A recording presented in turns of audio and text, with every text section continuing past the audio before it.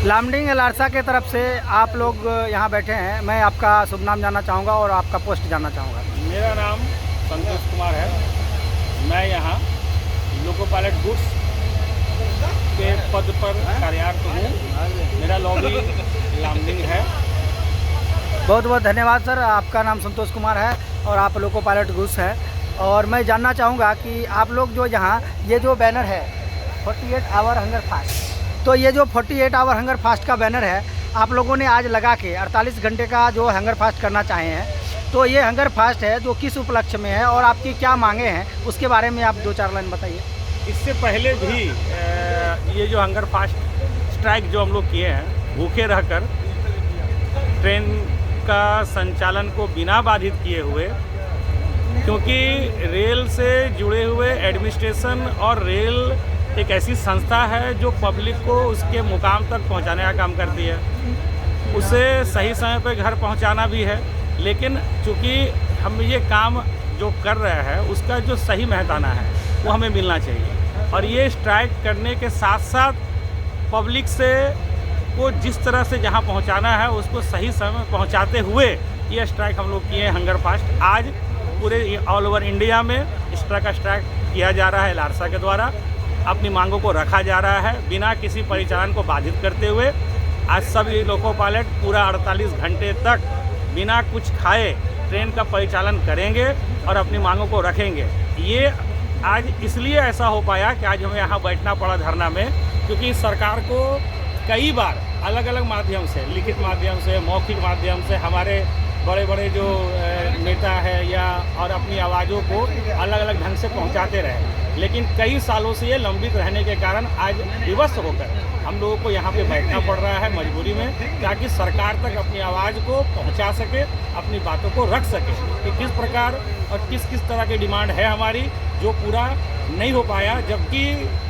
जबकि ये 25% जो किलोमीटर में अलाउंस बढ़ना था नहीं बढ़ा, इस वजह से आज हम लोग यहाँ बैठे। अच्छा, मैं लास्ट में ये प्रश्न करना चाहूँगा कि आपका जो ये संघर्ष है वो आप अपने साथियों के लिए क्या संदेश देना चाहेंगे इस संघर्ष के माध्यम से? मैं तो इतना ही कहना चाहूँगा, संघर्ष ही जीवन है। अपने अधिकारों के लिए, अपने हितों के लिए प्रत्येक लोगों को संघर्ष करना चाहिए।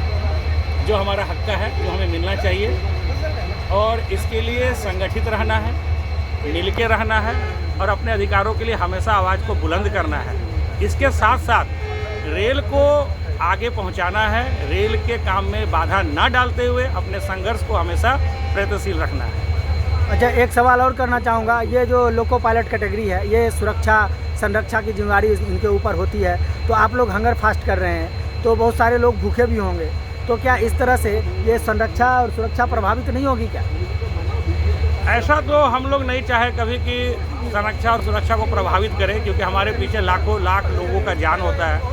हज़ारों लोग एक ट्रेन में सफ़र करते हैं। हम माल गाड़ियों को एक जगह से दूसरी जगह पहुंचाते हैं। हम बहुत प्रयास करते हैं कि ऐसा कुछ भी ना हो, यानी पहले बात ऐसा कुछ ना हो। और हम तो सेफ्टी कैटेगरी के 1 नंबर में आते हैं, ये भी नहीं करना चाह रहे थे, लेकिन सरकार हमारी बातें ना मानते हैं। लेकिन बात सही पूछा आपने, आपका सवाल बहुत जायज़ है, क्योंकि हम जो काम कर रहे हैं सेफ्टी के 1 नंबर में है। हमारे द्वारा किया गया चूक बहुत बड़ा नुकसान पहुंचा सकता है, परंतु फिर भी हम बहुत प्रतिबद्ध तरीके से भूखे रह के भी सुरक्षा को पूरा ध्यान में रखते हुए इस आंदोलन को पूरा करने की कोशिश कर रहे हैं। अच्छा, एक सवाल और करना चाहूँगा। जिस तरह से आप प्रतिबद्ध हैं कि भूखे रह के भी आप ड्यूटी करेंगे, एक सवाल करना चाहूँगा, जैसे कि आप भूखे रह के भी ड्यूटी करेंगे और सुरक्षित तरीके से ड्यूटी करने के लिए आप प्रतिबद्ध हैं, तो क्या आपका जो कंसर्न ऑफिसर है क्या वो इस बात को नहीं समझ रहे हैं, और जो भी रेल बोर्ड के मेंबर है क्या वो नहीं समझ रहे हैं कि इन लोगों को सेफ्टी से जुड़ा हुआ मामला है, तो इन लोगों को मैं 25% जो भी रेट है या मान लीजिए LP का रिक्रूटमेंट है ये सब पूरा कर दिया जाए? उसके लिए आप कितनी सारी आंदोलन कर चुके हैं अभी तक? इससे पहले हम लोग कागज़ के रूप में कई बार अपनी मांगों को पहुँचाने का काम किए हैं।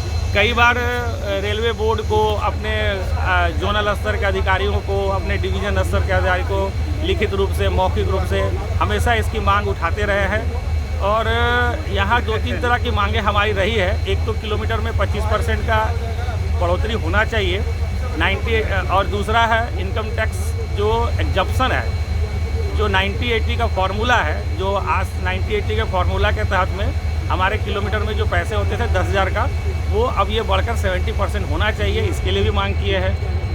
तीसरा, पता नहीं हमारे अधिकारीगण क्या सोचते हैं, अभी के समय में रेल की स्थिति हो गई है कि 100 आदमी का काम 40 आदमी से कराया जा रहा है, और ये कब नींद से जागेगा पता नहीं। उनको नींद से जगाने के लिए हम लोग इतना प्रयास कर रहे हैं कि जागिए, लेकिन फिर भी इन सब करने के साथ साथ भी हम लोग को पायलट हमेशा प्रतिबद्ध रहते हैं कि हमेशा सुरक्षित ढंग से गाड़ियों को जगह पे पहुंचाएं।